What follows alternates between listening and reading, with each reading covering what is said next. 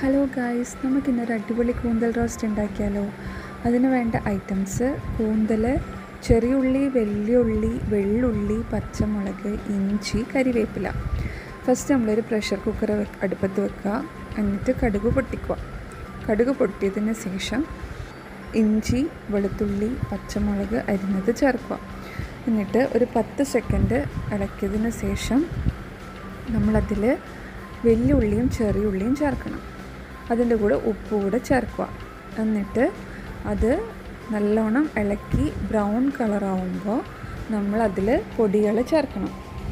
മഞ്ഞൾപ്പൊടി, മുളക് പൊടി, മല്ലിപ്പൊടി, ഈ 3 ചേർക്കുന്നത്. ഇത് 3 ചേർത്തിട്ട് അതിൻ്റെ പച്ചമണം മാറുമ്പോൾ നമ്മളതിൽ കൂന്തലും പിന്നെ കരിവേപ്പിലയും കൂടെ ചേർക്കുക. എന്നിട്ട് അത് ഇളക്കിയിട്ട് ഒരു 4 മിനിറ്റ് ആകുമ്പോൾ അതിൻ്റെ വെള്ളം ഇറങ്ങി വരും. അതിൻ്റെ കൂടെ നമ്മൾ കുറച്ച് കൂടെ വെള്ളം ചേർക്കണം. എന്നിട്ട് അതിൻ്റെ കൂടെ കുറച്ച് നാരങ്ങ നീരും കൂടെ ചേർക്കാം. എന്നിട്ട് നമ്മൾ പ്രഷർ കുക്ക് ചെയ്യാൻ വെക്കുക.